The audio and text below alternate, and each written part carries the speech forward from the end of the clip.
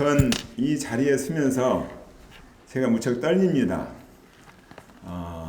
원래 군인은 용감해야 되는데 옛날에 군인에 있을 때는 참 용감했는데 이 대중교회 여기 와서 제가 이렇게 강사로 쓴다는 게 너무나 두렵기도 하고 또 떨리기도 합니다. 여러분들에게 이번에 주제를 하나님이 택한 사람이라는 주제로 제가 계속 이어서 말씀을 전하고자 합니다. 제가 이 말씀 제목을 택한 것은 우리에게 가장 큰 소망이자 우리에게 가장 큰 목적은 역시 하나님께로부터 택함을 받는 거라고 생각이 됩니다. 하나님께 택함 받는 사람입니다. 여러분들은 이미 택함을 받았습니다. 그래서 택함 받은 사람 얼마나 여러분들은 하나님께 큰 축복을 받았고 또 축복 과연 우리가 얼마나 많은 축복을 받느냐는 것, 또 축복받은 사람이 그냥 가만히 있어서는 되는 건 아니지 않느냐. 우리에게 오는 많은 또한 사탄의 공격은 있습니다. 우리의 영적인 전쟁은 계속됩니다. 그 가운데서 어떻게 우리가 영적인 전쟁에서 이겨나갈 거냐 하는 것, 그 다음에 또 제가 여러분들에게 꼭 권면하고 싶은 사항, 제가 이렇게 믿음 생활하면서 정말 이렇게 가야 되겠다 하는 그런 말씀을 전하고자 하는데 이러한 것들이 여러분들에게도 이렇게 마음에 와 닿고 그렇게 하기를 간절히 기도드립니다. 오늘 이번 주제도 그렇고 오늘 말씀은 하나님이 택한 사람입니다. 요한복음 15장 16절 말씀 제가 다시 한번 읽어보겠습니다. 너희가 나를 택한 것이 아니요 내가 너희를 택하여 세웠나니 이는 너희로 가서 열매를 맺게 하고 또 너희 열매가 항상 있게 하여 내 이름으로 아버지께 무엇을 구하든지 다 받게 하려 함이라. 이 말씀은 저에게 또 너무나 처음 한 기절부터 저에게 모든 것이 다 관련이 되고 저는 이 말씀대로 이렇게 오지 않나 그런 생각이 듭니다. 그래서 제가 이 말씀을 택했고요. 그래서 제가 오늘 여러분들에게 말씀을 전하고자 하는 것은 제가 어떻게 택함을 받았고 또 여러분들은 얼마나 그 택함을 받았다는 것이 큰 축복인가. 택함을 받았다는 것보다 더 큰 축복이 어디가 있겠습니까? 저도 그렇고 여러분들은 이 세상에 무엇보다도 가장 큰 축복을 가지고 있습니다. 두 번째, 우리가 축복을 하나님께서 우리를 택해 주셨다면 하나님은 목적이 있습니다.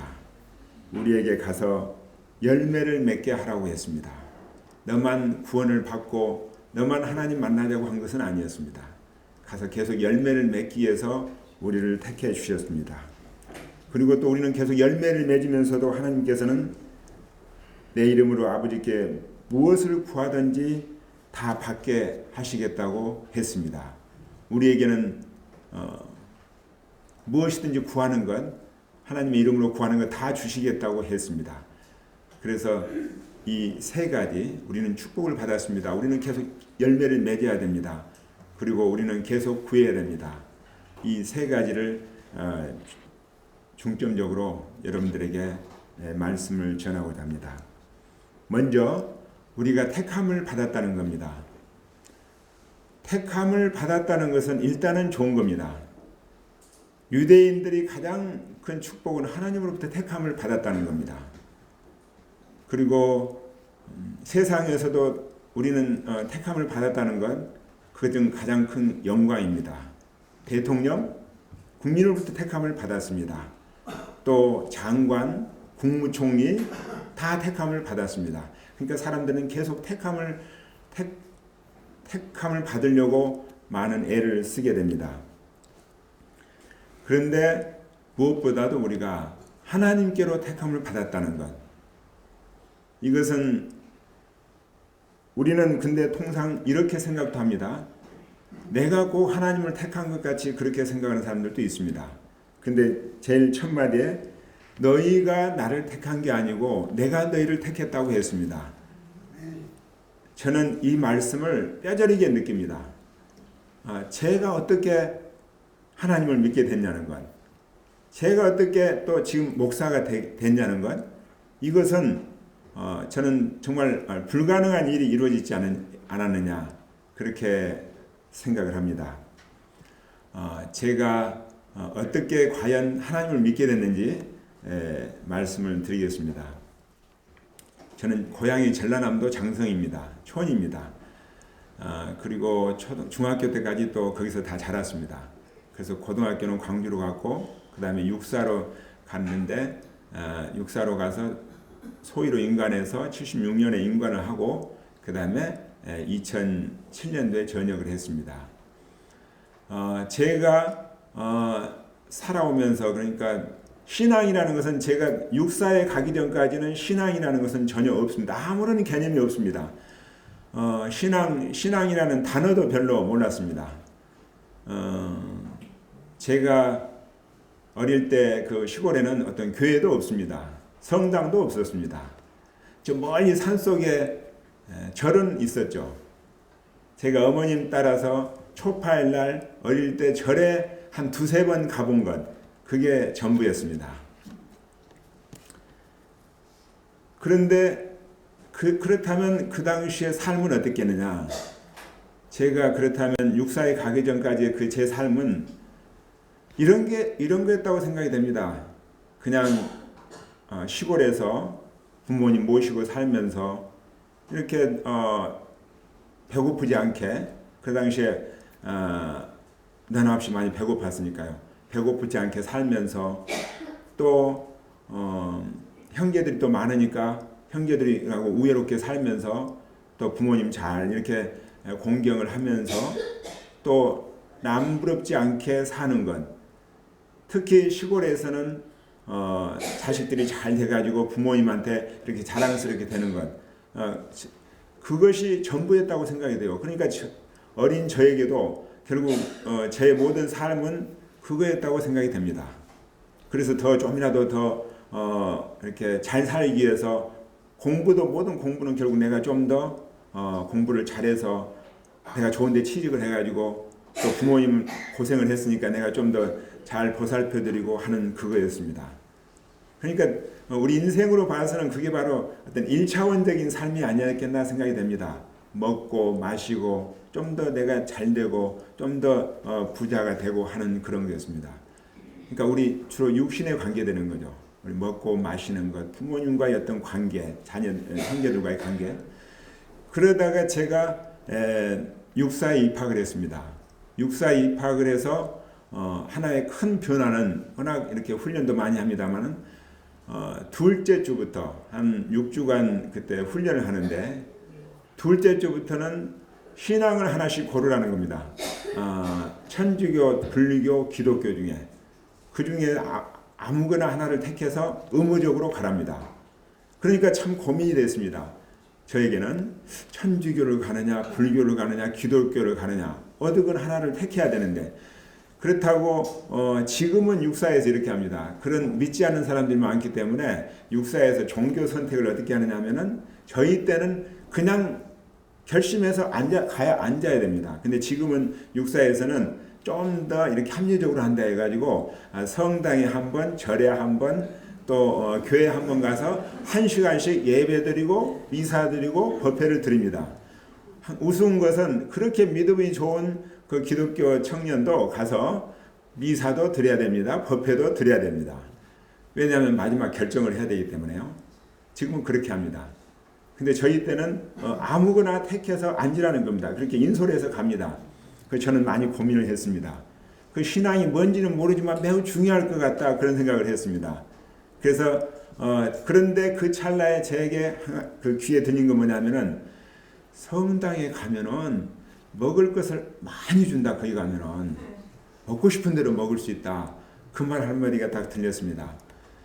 그 당시에 육사 성당에는 그 집중적으로 지원을 했나 봐요. 그래서 저는 그 당시에 기초군사훈련이라고 너무 배고프고 힘들었어요. 하루 종일 뛰니까요. 먹으면 다 그냥 뱃속에 가면 녹아버리는 그런 처지였으니까요. 그래서 저는 먹는 거, 성당에 가면 많이 먹는다. 그래서 저는 성당에 갔습니다. 성당에 가서 육사 성당에 가서 앉아 있는데 다른 건 생각 안 나고 먹는 것만 생각이 났습니다. 근데 미사를 드리고 나니까 정말로 이렇게 빵하고 음료수를 주는데 72년도요. 3입 단팥빵, 3입 크림빵입니다. 그게 그냥 막 나눠줍니다. 먹고 싶은 대로 먹으랍니다. 그래서 제가 그때 3입 크림빵, 단팥빵을 7개를 먹었습니다. 그 자리에서. 또 가져가고 싶은 대로 가져가랍니다. 그래서 다시 호주머니에다 또 7개를 넣었습니다. 그리고 나서 바로 점심을 먹고 점심 먹자마자 다시 또 7개를 먹었습니다. 그래서 저는 정말 성당은 좋은 것이구나. 저는 정말 이런 게 신앙이구나. 저는 행복하게 생각을 했습니다. 그런데 이제 기초운사 훈련이 끝났습니다. 6주 후에. 그 다음부터는 뛰는 게 줄어듭니다. 그 다음에 월급을 좀 줍니다. PX를 갈 수 있습니다. 아무 때나 먹을 수 있죠. 그러니까는 먹는 문제가 해결이 되니까는 좀 생각이 달라집니다. 성당이 그때 2월, 3월, 4월인데 성당에 가면 또 얼마나 졸립니까 그때? 근데 성당에 가서 다 좋은데 꼭 중간쯤 졸리려고 하면 이렇습니다. 거기는 또 죽게 찬미 제 그런 생각이 돼요. 그러면 다 일어납니다. 그러면 또 잠깐 앉고 제 생각에는 한 10번은 일어났다 앉습니다. 그러니까는 이 졸라 하면 일어나고 그래서 쟤는 그렇게 생각을 했습니다. 원래 내 신앙이 이게 아닌 건가 보다.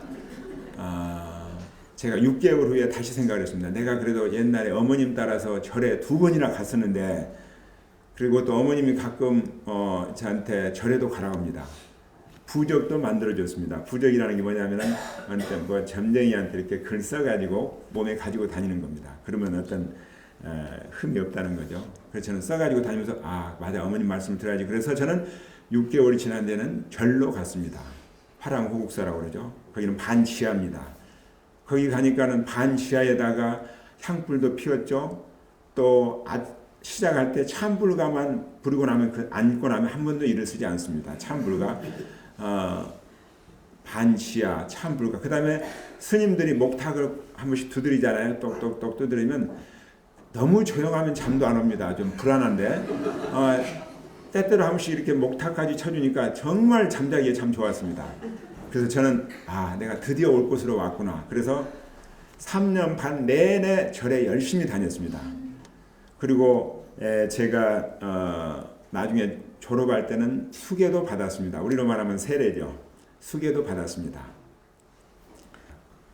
근데 제가 그러면 거기서 어떻게 하나님을 믿게 됐느냐는 것. 제가 소위 때입니다. 소위 때 인간 해가지고 저는 이제 전방 문산에서 생활을 했습니다. 그러나 불교가 제 생활에 어떤 영향은 아무것도 주지는 못했습니다. 솔직히 그렇습니다. 그리고 저는 그때부터 이제 전방에서 열심히 이렇게 생활을 했습니다. 정말 모범이 되게 했습니다. 일도 잘했습니다. 그리고 저는 운동을 좀 많이 좋아했습니다. 그 20살에 24살의 젊은 남자가 뭔가 이렇게 좀 몸이 이렇게 체격도 좋고 좀 여자들 앞에 나가면 멋있다. 인물은 별로 못난 것 같으니까 몸이라도 좀 어떻게 한번 멋있게 보여보자 하는 그런 욕심이 있었어요. 그래가지고 이렇게 헬스 운동을 했습니다. 전방에서 헬스 운동은 다른 건 없습니다. 세멘트로 만든 76년도니까 세멘트로 만든 엿기밖에 없었습니다. 근데 엿기라는 것은 원래 자기 체중에 맞아야 되는데 거기는 딱 그 무거운 엿기 하나밖에 없습니다. 그러니까 그 엿기에 사람이 알아서 해야 됩니다. 그는. 근데 저는 미련하게 했죠. 그걸. 원래 무거운 걸 들 때는 있잖아요. 절대 허리를 숙이면 안 됩니다. 반드시 수직으로 들어야 되잖아요. 근데 저는 허리를 숙이고 계속 운동을 하다 보니까 그 다음에 무슨 이상이 올까요? 그렇게 했을 땐 허리에 이상이 옵니다. 그게 바로 디스크입니다. 디스크의 연골은 조금씩 빠져나갑니다. 그러다가 다시 들어와야 되는데 안 들어오는 거죠. 그래서 저는 허리에 통증을 느끼기 시작을 했습니다. 전방에 가서 한 1년 때부터. 그래서 저는 허리에 통증이 디스크라는 허리 아픈 사람들은 알겠지만 상당히 이 기분이 안 좋잖아요. 그렇다고 막 심한 통증도 아니고 특히 비가 올라오고 그럴 때는 많이 절리기도 하고 그렇습니다. 그래서 저는 약을 먹었습니다. 그 다음에 또 물리치료도 받았습니다. 나중에 물리치료 받는다는 게 병원에 특백이라는 게 있잖아요. 전기 꼽으면 뜨겁게 되는 거. 한 1년을 하고 니까 살이 다 탑니다. 그러니까 제 등은 까맣게 되더라고요. 이게 워낙 타니까. 그래도 어떤 그 통증이 사라지는 않았습니다. 그게 그러다가 이제 제가 2년이 됐습니다. 그러다가 제가 거기에서 다시 어디로 가냐면은 청와대 경호실로 가게 됐습니다. 청와대 경호실에 박정희 대통령 계실 때 경호관으로 갔습니다. 일본에 이렇게 차출을 했습니다. 전방에서 열심히 근무 잘하니까 아마 뽑혔나 봅니다. 그래서 그 경호실에 가서 박정희 대통령 측근 경호입니다. 그때는 유경수 여사는 그때 돌아가셨고요. 그런데 그때 점점 더 악화가 됐습니다. 박정희 대통령을 이렇게 경호한다는 것은 주변에서 측근에서 서 있을 때가 많습니다. 그러니까 허리가 계속 서 있는다는 건 더 고통이 크죠. 나중에는 도저히 어떻게 감당할 수가 없었습니다. 그런데 그때 그로부터 한 1년이 지난 뒤입니다. 79년에 박정희 대통령이 11.6 사태로 돌아가시잖아요. 근데 그 얼마 전에 제가 어느 신문에 청와대 그 본청에서 근무를 쓰고 있는데 어느 신문 쪽을 한번 우연히 보게 됐습니다. 그 신문 쪽에 뭐라고 써 있냐면 스포츠란에 김대한이라고 있었습니다. 옛날에 키 크고 헤딩 잘하는 축구 선수 있었죠. 국가대표. 그 선수가 이만하게 쓴 글인데 여기에 이 선수가 허리를 다쳤는데 디스크로 운동을 못하다가 어느 목사님한테 안수기도를 받고 완전히 치료가 되고 다시 선수 생활로 복귀를 했다. 아니 디스크 환자가 목사님한테 안수기도 받고 다시 한 달 만에 완치가 돼서 선수 생활을 하고 있다. 저는 그 글이 어떻게 저한테 익혀졌는지는 모르겠어요. 그냥 스포츠 안에 조그마한 그 글인데 누가 준 것도 아닙니다. 그래서 저는 여기서 디스크 환자가 목사님 안수기도 받고 한 달 만에 낫는다. 그거밖에 저는 그럴 수 있다.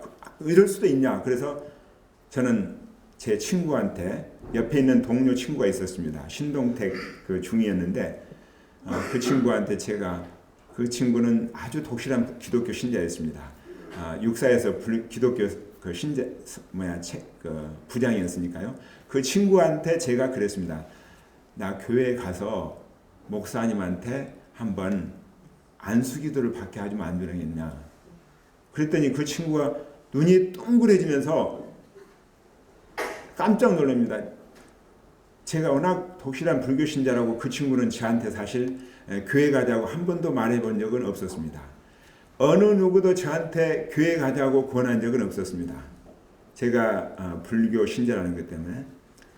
어느 정도 저는 기독교에 대해서 어떤 생각이 있냐면 제가 육사에서 이렇게 한번 어느 목사님이 그 교회에 거기 오시는데 초빙했는데 다 외출하고 아무도 없으니까 방송이 옵니다. 지금 그 생도들 남아있는 생도는 전부 그 중대 앞으로 모여서 지금 다 인솔해서 빨리 교회로 오라고 합니다.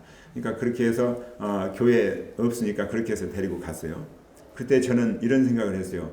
목사님 말씀이 그때 1시간 동안 무슨 말인지 아무 말도 기억이 안 나요. 무슨 말인지 이해를 도저히 못하겠습니다. 무슨 성령님이 어떻고 뭐 하나님 나라 정말 무슨 뜬구름 잡는 얘기만 저렇게 하고 있냐. 그렇게 생각을 했고 그 다음에 나중에는 저는 귀를 두 손으로 꼭 막았습니다.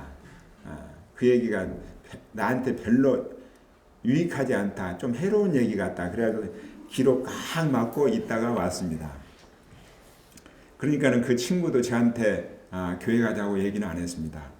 근데 제가 그 친구한테 교회 가자 해서 저는 그 친구한테 사정 얘기를 하고 목사님한테 안수기도를 받자 했더니 바로 그 자리에서 퇴근하고 옥인교회라고 있어요. 저기 청와대 옆에 그 조그마한 옥인교회인데 그 목사님 그냥 가서 이런 사정을 하고 기도를 받았습니다. 그 목사님이 저를 위해 기도해 주셨습니다. 믿지도 않는 사람이지만 그래도 하나님께서 우리 윤영수 이 중이에게 그래도 믿음을 갖게 해주시고 또 몸도 낫게 해주시고 그래서 정말 하나님 잘 믿는 이런 젊은 청년이 되게 해달라고 기도를 해주셨어요. 그래서 저는 이제 기도를 받고 이제 이제 한 달이면 낫겠지. 이제 점점 뭔가 차도가 오겠지. 그렇게 기다렸습니다. 근데 별로 안 와요 이게. 하루가 가도 이틀이 가도. 그런데 한 달 후에 정확히 일어난 건 있습니다. 저는 금방 어떤 변화가 오지 않겠다 생각을 하고 그런 찰나에 박정희 대통령이 돌아가십니다. 그 11.6 사태입니다. 그게 바로 그 무렵이죠. 그러니까는 군인들, 이렇게 경호실에 있던 군인들은 전부 부대로 복귀를 시켰습니다. 근데 11.6에서 이제 국장을 치르고 나서 11월 초가 됐죠. 11월 초부터 12월까지 두 달의 기간은 그냥 저희들에게 자유를 주었습니다. 뭐 영어 공부할 사람 영어를 하고 이렇게. 그래서 저는 그때 그 당시에 현역이 이렇게 보고하고 허리 디스크 수술하면 바로 전역이었어요. 물론 병사들도 그랬고요. 그러니까 전역 하지도 지금 이렇게 보고하고 수술도 못했죠. 그런데 제가 그때 그 무렵이 어떻게 됐냐면은 군에 가지도 복귀하지 않고 두 달간의 여유도 있다. 그 당시 제가 한번 이렇게 특수 촬영을 해보니까 수술을 하는 게 좋겠다고 그럽니다. 디스크 증상이 심하니까. 그리고 또 그 당시에 수술 비용이 100만 원이었습니다. 79년도니까요. 그때 의료보험은 없었습니다. 중위 월급이 한 8만 원 됐습니다. 그 당시에. 근데 모든 문제가 해결이 됐어요. 군에 보고도 안 해도 되죠. 나와 있으니까, 파견 나와 있으니까. 그 다음에 돈도 있죠. 그 다음에 서울대학병원에서 그렇게 수술을 하랍니다. 그래서 저는 저희 친구, 보호자가 있었으니까 친구가 보호해서 저는 가서 수술을 받았습니다. 수술을 받은 게 제가 정확히 생각해보니까 딱 한 달 후입니다. 그 안수기도 받고 한 달 후에 저는 수술을 받았습니다. 근데 수술을 받으면서 저는 그런 생각을 했어요. 물론 그 뒤에 뭐 교회를 꾸준히 나가진 않았습니다만 그때 그 목사님께서 기도해 주신 것, 저는 이런 생각을 했습니다. 분명히 저에게 그 목사님의 기도대로 내가 수술을 하더라도 하나님인지 하여튼 하나님께서 도와주시겠지, 차분한 마음을 갖게 됐습니다. 그 당시 디스크 전신 마취하고 수술한다는 건 상당히 위험했어요. 그렇게 기술이 좋은 것, 그렇게 아주 좋은 그런 시대도 아니니까. 그러니까 위험하기도 했습니다. 그래서 그러나 저는 기도했습니다.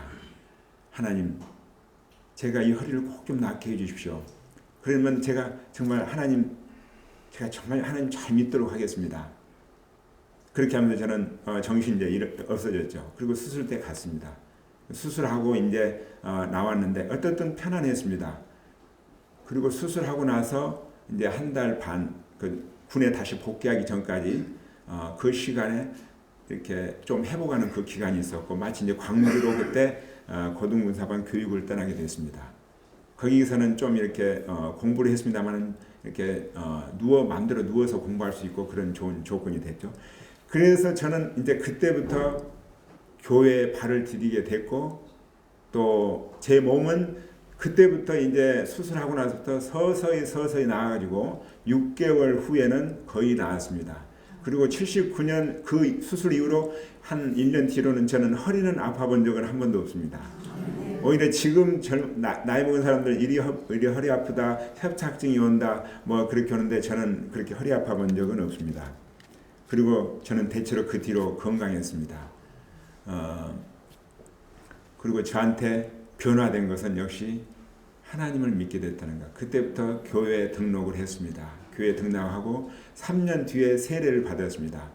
그 당시에 정릉에 박석기 목사님이 계셨어요. 그때 처가가 그 옆에 있었는데 그냥 이렇게 교육받고 거기 세례 교육을 받고 세례를 받았습니다.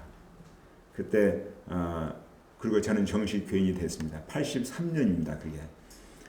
다행히 와이프는 그때 미션 계통의 학교이기 때문에 그래도 만날 때는 같이 이렇게 교회에 가기 쉽게 됐습니다. 그로부터 이제 저는 이렇게 신앙생활이 됐죠. 하나님을 믿는 생활이 됐습니다. 그리고 저는 이제 제 믿음 생활을 이렇게 보더라도 제가 어떤 과정이 있었다면은 제가 전방에 또 들어가서 중대장, 대대장 하면서 그렇게 신앙생활을 열심히 했다고 생각하지는 않습니다. 주일 낮 예배였습니다. 제가 했던 건 주일 낮 예배가 전부였습니다. 그러나 거기에서 교육사 대전으로 가면서 교육사로 갔는데 거기에서는 제가 새벽 예배를 나가기 시작했습니다. 새벽 예배 뭔가 궁금했습니다. 어떻게 새벽 예배를 드리는 건지, 어떻게 매일 가서 예배를 드리는 건지 한번 궁금해서 한번 나가봤습니다. 바로 집 옆에 있었기 때문에요. 그리고 저는 새벽 예배도 일반 예배와 똑같다는 것도 알게 됐습니다. 기도 시간이 있다는 것. 그리고 저는 그때 한번 참석해 보면서 새벽 예배가 좋구나. 그로부터 저는 72년 92년 꽤 지났죠. 92년이니까 83년 한 9년 10년 지난 뒤부터 저는 새벽 예배를 나가기 시작했습니다. 그때부터 제 믿음은 성장했다고 봅니다. 그러니까 주일날 대대장 할 때도 주일 낮 예배가 한 분 전부였습니다. 주일 그 낮 예배 때 우리 대대에 있는 간부, 기독교 신자 간부들 가족들이 많이 있었는데 그 가족들이 그래요. 저한테 대대장님 이제 수요 예배도 한번 나오세요.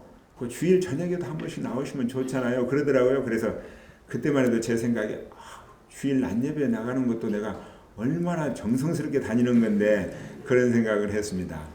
그러나 저는 새벽 예배 나가면서부터 제 믿음은 이렇게 그래도 빨리 성장을 했다고 생각이 됩니다. 그래서 72년도에 95년도에 거기서 안수집사 직분을 받았습니다. 그리고 주일학교 교사도 하고 또 기독 군인의 활동도 하고 성가대도 잠깐 앉아 있었고 그렇게 했습니다. 또 그 뒤로 제가 장로 직분은 제가 사단장을 할 때 받았습니다. 그리고 그러니까 2년 전에 정확히 그러니까 5년 전에 신학 공부를 했습니다. 그리고 다시 목사 연수를 받았습니다. 그래서 지금 전방 그 부대에 가서 다시 우리 장병들에게 말씀을 전하고 있습니다. 저는 여기까지 이렇게 왔는데 그러니까 79년도부터 여기까지 오기에는 한 6년 된 것 같습니다. 36년. 근데 저는 지금 이런 생각을 합니다.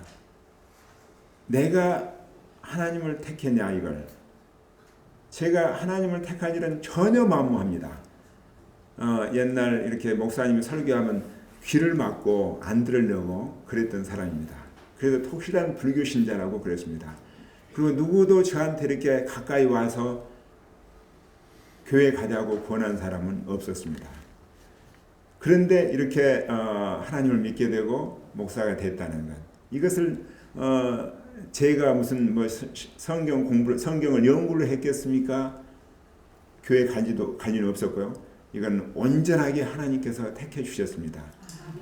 저에게 디스크라는 그 병으로 3년을 알아봤는데 디스크 3년 그 정도 알고 저는 그 글을 보고 교회 가서 안수기도 안 받을 사람은 없다고 생각을 해요.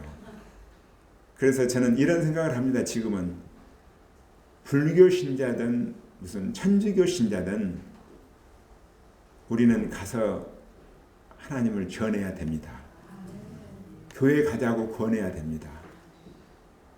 제가 어제는 중학교 동창회가 있었어요. 그래서 동창회를 갔었는데 장성거 중학교 고향에 그 친구들이 1년에 한 번씩 만나는 건데 그때 가서 제가 저한테 이렇게 기도하라고 하겠습니까? 제가 그냥 아예 당당하게 나가서 한 120명 모인 데서 제가 당당하게 제가 하겠다고 했습니다.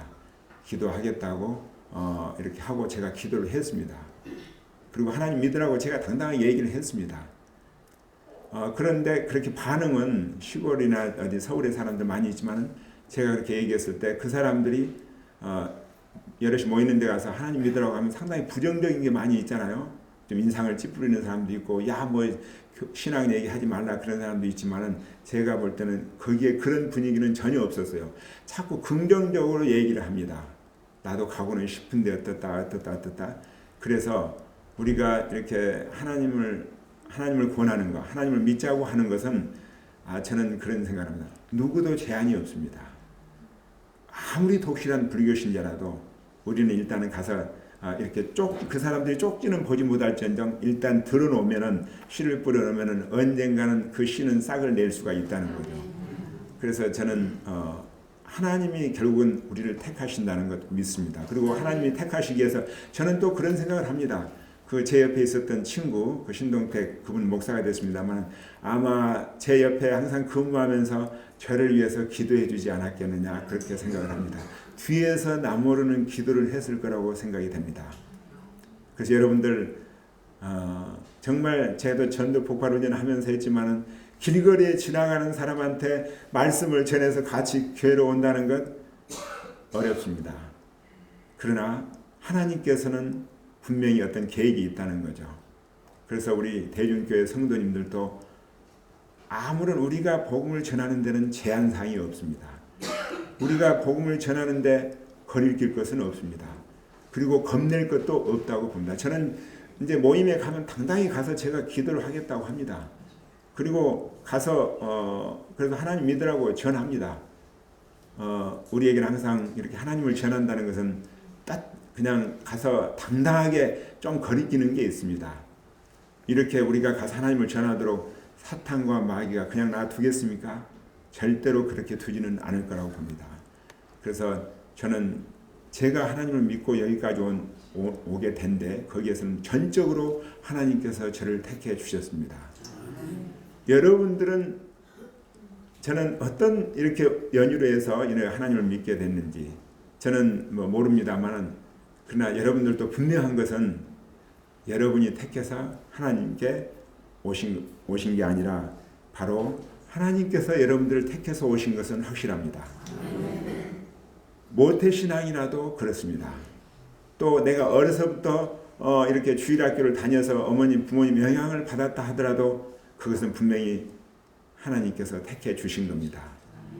모태신앙이라고 다 지금 교회 나오지도 않습니다. 제가 군에 보면은 아버님이 목사님인데도 당당히 교회 안 나옵니다. 많이 있습니다.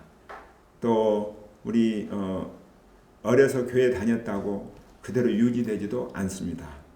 그래서 그 가운데서 지금 그렇다고 우리 대한민국에 이렇게 기독교 신자가 많냐? 그렇지도 않습니다. 지금 20%니 좀 더 줄어드니 이렇게 하면 10명에 한 2명꼴 그런데 점점 줄어든다고 하지 않습니까? 그 중에서 여러분 아까 말한 대로 택함 받은 것은 엄청난 영광입니다. 여러분들은 하나님께서 특별히 여러분들을 사랑하셔서 이렇게 택해 주셨다는 것. 물론 많은 고통을 받고 이렇게 택함을 받을 수도 있습니다. 죽을 지경에 가서 온 사람도 있습니다. 그러나 그렇지 않고 오는 것, 그건 더 행복한 거라고 생각이 됩니다. 그래서 제일 전도하기 쉬운 것은 역시 병원이라고 생각이 됩니다. 곧 이렇게 너무 심한 그 환자들, 그 사람들한테는 절망감에 빠졌을 때 뭔가라도 잡으려고 합니다. 그래서 저는 여기 있는 여러분들에게도 우리 성도님들께도 일단은 오늘 이 첫 번째 말씀대로 하나님께서 택하셨다는 것, 여러분들은 무엇보다도 이게 감사를 해야 된다고 생각을 합니다. 만약에 여러분들이 하나님을 택하시지 않았다면은 모르겠습니다. 세상에 살아가는 것은 이렇게 행복하게 사는 사람, 또 저렇게 이렇게 공부도 잘하고 자식도 잘 두고 부자도 있고 많은 사람들이 있겠습니다만은, 그러나 그 사람들의 점점 깊이 들어가 보면 그 사람의 가는 길은 어떻겠냐는 것. 요즘 성환종 회장 또 이완구 씨, 저는 그런 걸 보면서 많은 걸 모릅니다. 그분들에 대해서. 그러나 딱 한 가지, 성환종 회장은 뭘 잘했든 못했든 자기 스스로 자기 목숨을 끊었다는 것. 정말 당당하게 어떻게 했는지 모르지만은 하나님한테 가장 큰 죄를 범했다는 것. 그분은 반드시 지옥으로 간다는 것. 저는 그런 생각을 합니다. 불쌍한 마음이 들죠. 또 이런 이번에 그 성환종 사건 그로 인해서 얼마나 파동이 칩니까? 거기에는 뭐죠? 전부 돈입니다. 권력입니다. 명예입니다. 세상에 사는 것들입니다. 우리 공중세상이라고 그러죠. 하나님을 떠난 이 세상의 것들은 그걸 전부 찾고 있다는 거죠. 그 종말은 일부 단편적으로 드러난 거지만은 세상의 모든 악한 것들은 결국은 하나님을 떠난 세상에서 이루어지고 있다는 거죠. 사탄 마귀는 그 세상을 계속 넓혀가고 있다는 것. 그런데 아까 말씀드린 대로 한 10명에 8명은 거기에 같이 섞여 살고 있는데, 여러분들 또 우리 하나님을 믿는 사람들은 거기에서 떠나서 이렇게 택함을 받았다는 것. 이보다 더 큰 축복이 어디가 있겠냐는 거죠. 하나님을 믿고 하나님 말씀대로 살고, 우리는 세상 하나님이 주신 많은 것을 이렇게 누리며 살다가, 또 세상 사람들은 이제 100년이 되면 끝나고 죽고 한 줌의 죄로 변해서 세상 모든 것 끝 이렇게 종말을 고할 텐데, 저희들은 이 세상은 잠깐 왔다가는 어떤 순례의 길이었고, 우리는 우리의 본 고향인 하나님 나라로 간다는 것, 이보다 더 큰 소망이 어디가 있겠냐는 거죠. 그것은 물질의 문제가 아닙니다. 건강의 문제도 아닙니다. 그건 자녀들의 문제도 아닙니다. 이것은 하나님께서 우리에게 특별히 주신, 우리를 택한 그 목적입니다. 거기에 우리가 속했다는 것, 우리는 정말 감사해야 된다고 봅니다. 그리고 우리는 정말 이것은 하나님의 크신 축복입니다. 그리고 나서 택했기 때문에 그 다음부터 시작이 되는 거 아니겠냐는 거죠. 이 모든 말씀은 그때부터 적용이 되는 것 아니겠냐고 그렇게 생각을 합니다. 저도 이렇게 시골에서 자랐고 정말 시골에서 부모님 이렇게 뭐 얼마나 이렇게 그 당시에 다 시골이 그랬겠지만은 어려운 형편에서 살았습니다. 중학교 졸업하고 또 고등학교 졸업하고 여기까지 왔다는 건 또 여러분 앞에 서서 이렇게 그래도 말씀을 전한다는 건 저는 하나님께서 주신 그 축복의 모든 어떤 그런 것들의 결산이라고 생각이 됩니다. 제일 큰 저에게도 축복은 하나입니다. 하나님께서 나를 구원해 주셨다는 것. 그리고 나는 이 세상을 떠나면 하늘나라로 간다는 것. 영원한 하늘나라에서 하나님과 함께 지낸다는 것. 저에게 이게 가장 큰 소망입니다. 가장 큰 기쁨입니다. 여기에 비교하면 세상의 어떤 어려움도 고통도 고난도 슬픔도 대부분 다 씻어질 수가 있다는 것이죠. 그래서 저는 항상 기쁘게 생각을 합니다. 그래서 일단 우리는 이렇게 택함을 받았고, 그러나 택하게 된 것은 이는 너희로 가서 열매를 맺게 하라고 그랬습니다. 그 열매는 계속 있게 하기 위해서입니다. 우리를 택한 것은 우리는 그냥 여기서 택함 받아서 하나님 일대 한 사람 가는 걸 그걸 하나님께서는 바라지 않았다는 거죠. 우리는 가서 열매를 맺어야 됩니다. 하나의 씨앗이 있다가 하나의 씨앗으로 썩어 죽는다면 아무 어떤 결실은 없습니다. 모든 씨앗은 결국은 나중에 더 많은 60배, 100배 결실을 맺게 됩니다. 우리에게도 마찬가지입니다. 우리는 열매를 맺으라고 했습니다. 그 열매는 무엇보다도 하나님의 백성을 많이 이렇게 하나님께로 인도하는 거라고 생각이 됩니다. 그건 전도입니다. 하나님의 사람으로 인도하는 것입니다. 하나님께서는 지금도 자비로우십니다. 지금도 하나님께서는 우리 많은 사람들에게 은혜를 한없이 주고자 합니다. 그러나 사람들은 자꾸만 거기서 떠납니다. 결국 사탄의 그 세계로 자꾸만 몰려가고 있습니다. 그들의 영혼은 자꾸 메말라 버립니다. 그들의 영혼은 죽어버립니다. 하나님은 너무나 그것이 불쌍합니다. 그래서 하나님께서는 우리에게 자비를 주시고 또 은혜를 주셔서 어떻든 이 세상의 많은 사람들에게 똑같이 그렇게 구원을 하고자 하는데 그 방법은 결국은 예수님을 보냈습니다. 11 제자를 보냈습니다. 또 많은 제자를 보냈습니다. 그 제자들은 지금까지 우리에게까지도 왔습니다. 우리 대한민국에도 왔습니다. 만약에 그런 결실이 열매가 없었다면 우리 대한민국의 열매는 어디서 왔겠냐는 거죠. 태국하고 다르지 않습니까? 베트남하고 다르지 않습니까? 6.25의 그 정말 쓰러져가는 그 우리 대한민국 가만히 이렇게 돌이켜 보면은 이것은 그냥 이것도 우리가 잘나서가 아닙니다. 그냥 하나님께서 맺어 주셨습니다. 6.25 때 우리 전사를 보면 우리는 그냥 망할 수밖에 없는 나라였어요. 근데 어떻게 미국이 손을 잡아주고 미국에 33,000명이 죽고 10만 명이 부상을 당하면서 이 나라를 결국 이렇게 살려주셨다는 것. 그래도 하나님을 가장 신실하게 믿었던 그 당시의 나라가 어디죠? 미국 아니겠습니까? 그 미국하고 손을 잡아주셨습니다. 또 이 나라가 여기까지 오게 된 데는 결국은 우리의 마음을 바꿨습니다. 우리의 영혼을 바꿨습니다. 결국 모든 것은 하나님께서 이 나라를 사랑하시고 축복해 주셨습니다. 그 열매를 우리 대한민국에 이렇게 많이 맺게 해 주셨습니다. 그리고 이제는 그 열매는 또 여기서 끝내지 말라는 거죠. 우리는 또 많은 열매를 맺으라는 거죠. 그래서 우리는 오늘 말씀대로 열매를 우리를 택한 것은 열매를 맺게 하고 그 열매가 항상 계속 있도록 하기 위해서라는 거죠. 그럼 우리에게 주신 하나님의 사명입니다. 땅끝까지 가서 복음을 전하라고 했습니다. 우리는 그냥 택함 받은 게 아니라고 생각을 해야 됩니다. 저는 누구는 하고 누구는 하지 않는 것 아니냐. 그 열매를 맺는 것은 역시 복음을 전하는 것은 목사님, 장로님, 안수집사님, 또 구역장님 그렇지가 않는 것 같습니다. 일반 성도들 이 구분을 하지 않았습니다. 누구는 하고 누구는 하지 말라고 안 했다는 거죠. 여기 대중교회 성도님들 모두에게 준 사명입니다. 그리고 또 그렇게 될 수 있다는 거죠. 저도 물론 이렇게 물론 군에서 이렇게 사단장도 했고 정말 지금 저 이제 나이면은 이제 가서 연금도 받고 우리 애들 다 시집장가 갔고 뭐 편안하게 살고 다 그럴 나이입니다.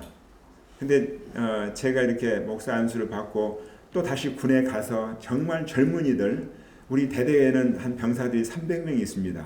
거기에도 그 교회 나오는 애는 한 70명, 많으면 70명, 적으면 50명입니다. 저는 2등병 들어오는 건 전부 제가 면담을 합니다. 대대장하고 협조를 해서.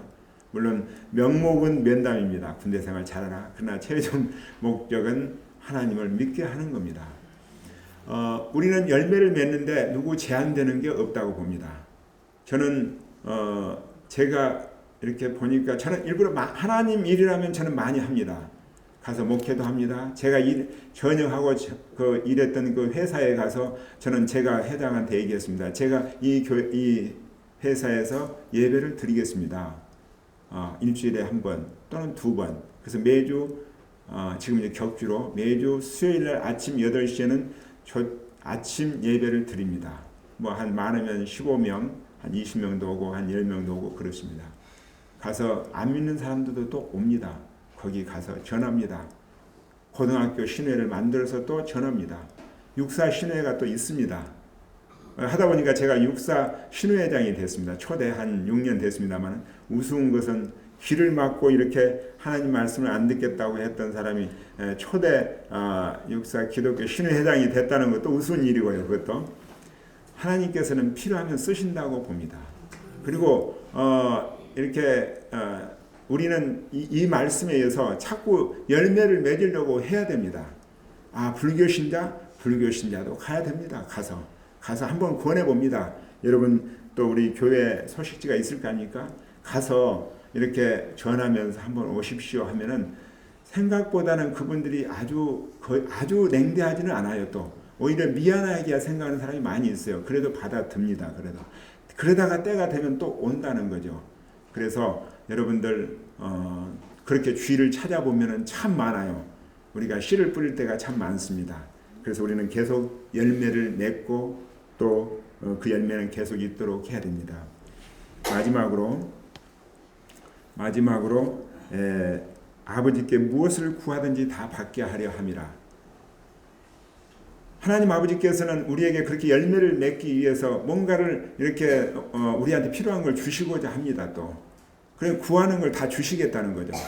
우리가 구하지 않아서 그랬죠. 열매를 맺기 위해서 여러분들 정말 전도를 하기 위해서 또는 하나님을 위해서 하나님과 관련해서 무슨 일이든지 여러분들이 하겠다고 마음먹고 하나님께 구하는 것은 저는 다 주신다고 봅니다. 제가 봐도 그래요. 물론 그거 주는 것은 빠를 수도 있고 늦을 수도 있습니다. 근데 저도 아침에 기도를 이렇게 많이 하는 편입니다. 또 제가 구하는 것 다 기도 드립니다. 근데 지나고 나면은 저도 이렇게 메모를 해보는데 감사의 기도를 드는데 대부분 이루어진다는 거죠. 대부분 다 이루어진다는 거죠. 제가 한번은 이렇게 한번 제가 기도를 드려봤습니다. 제가 그러니까 2003년도에 제가 연합사에서 저 전방에 포병 여단장 하다가 육군본부로 갔습니다. 육군본부에 가서 국군 행사 큰 행사를 기획단장을 했습니다. 기획단장을 하고 한 6개월을 준비했어요. 그 병력이 2만 명이 준비를 합니다. 시가행진 막 하죠. 이렇게 시가행진하고 행진하고 비행기도 뜨고 헬기도 뜨고 엄청난 큰 행사잖아요. 군의 제일 큰 행사입니다. 근데 제가 기획단장을 했는데 기획단장 하면서 10월 1일 날 한다면은 뭘 제일 제가 기도를 할까요? 여러분들 대통령 안전하게 날씨입니다. 날씨는 어떻게 할 수가 없습니다. 이거는 저는 그래서 맡으면서부터 열심히 기도를 했습니다. 그날은 정말 화창한 날씨가 돼서 이렇게 국군 행사를 잘 해가지고 이것도 정말 이렇게 계획을 했던 사람 또 마치 재병 지휘관도 기독교 신자였으니까 그래도 믿는 사람들이 기도해서 이 행사를 잘 끝낸 걸로 그렇게 기도했습니다. 6개월 기도했습니다. 그런데 하루 전날에 1, 2기 예보는 뭐였냐면은 2003년 10월 1일 비가 왔을까요? 안 왔을까요? 10월 1일 비가 왔을까요? 안 왔을까요? 비가 왔습니다. 비가 왔습니다. 그때 여러분들 혹시 그 생각날지 모르겠어요. 노무현 대통령께서 국군을 행사했던 국방부 장관이 우산을 씌워줬어요. 일면으로 났죠. 일면으로 비가 왔다는 거죠. 그 대통령께서 사회를 할 때는 상당히 비가 많이 왔습니다. 그래서 저는 이렇게 원망스럽기도 했습니다. 하나님 아버지, 제가 그 6개월을 기도를 했지 않습니까? 마지막 한 달은 저는 정말 금식도 하면서 제가 기도를 했지 않습니까? 그런데 어떻게 이렇게 비가 옵니까? 그래서 일기 예보대로 해서 그 다음날 아침에 비가 왔습니다. 저는 마지막 기도는 좋습니다. 비가 오는 건 어쩔 수 없지만 비가 오더라도 이 행사는 하게 해주십시오. 비가 너무 많이 오면 행사가 폐지됩니다. 왜냐하면 억수같이 쏟아지는데 그 뭐 사회를 받는 것도 그렇잖아요. 그래도 행사는 하게 해주십시오. 그렇게 기도를 했습니다. 그래서 그 아침에 드디어 행사가 시작이 됐는데 대통령이 오시고 행사는 됐는데 이상한 것은 그때 노무현 대통령께서 사열 받으실 때만 비가 많이 왔어요.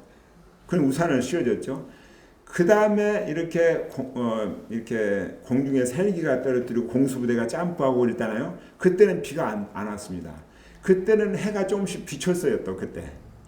물론 시가 행진할 때는 제가 여기 서울역 앞에 와 있었는데 시가 행진할 때는 비가 꽤 많이 왔습니다. 그러나 행사는 하나도 빠지지 않고 다 했습니다. 전투기도 날아가고 점프도 했고 헬기도 떴고 시가 행진도 했고 다 했습니다. 그러면은 여러분들 아니 기도를 했는데 어떻게 날이 이렇게 비가 왔느냐. 그 행사가 아무래도 100점짜리가 80점이 되고 했지 않느냐. 그렇게 생각할 수가 있겠죠. 저는 근데 그렇게 생각하지 않습니다. 그 행사는 그 다음날 아침에 노무현 대통령이 우산을 쓰고 가는 그 옆에 사진은 당당하게 서울역 앞에 지나가는 그 비 맞고 있는데 많은 시민들이 우산을 쓰고 있는데 당당하게 걸어가는 우리 전차부대, 도보부대 그 사진이 실렸습니다. 그러면서 당당한 우리 국군 용사 그렇게 써놨어요. 저는 그렇게 생각을 합니다. 그때 비가 왔기 때문에 저는 100점짜리가 120점이 됐다고 생각을 해요. 그냥 해가 쨍쨍 깬 날 시가 행진하고 하면 야 멋있다고 했는데 그 비가 오는 가운데서도 행사는 다 하면서 비 맞고 이렇게 묵묵히 걸어가는 우리 군인들, 우리 국민 그 언론이나 또 군인들 모습에는 더 자랑스럽게 보였다는 거죠. 그래서 비가 오므로써 손해본 것은 없었습니다.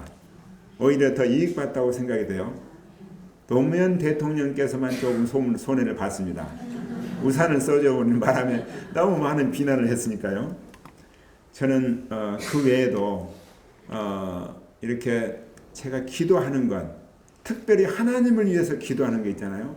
하나님 일을 위해서 기도하는 것은 반드시 들어주십니다. 그리고 그게 들어주시지 않았다면 너무 원망하지 마십시오.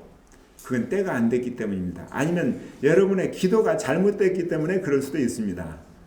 그래서 저는 오늘 이 말씀대로 우리는 하나님이 택했습니다. 그리고 우리는 하나님의 목적은 우리로 끝내자는 건 아닙니다. 하나님이 창조하신 모든 사람들을 결국 구원하고자 합니다.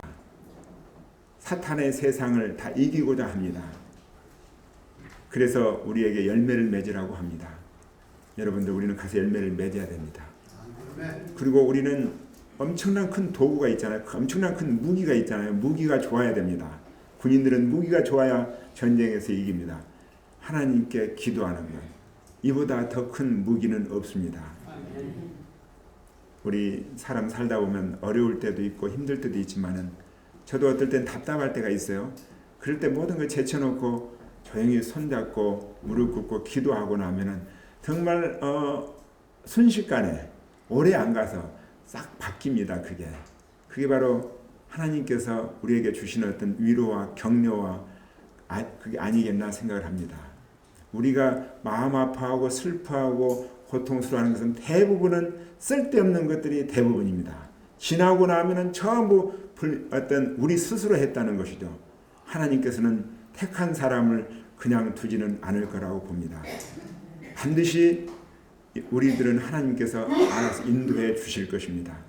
그러나 우리는 해야 할 일은 우리는 해야 됩니다. 열매를 맺어야 됩니다.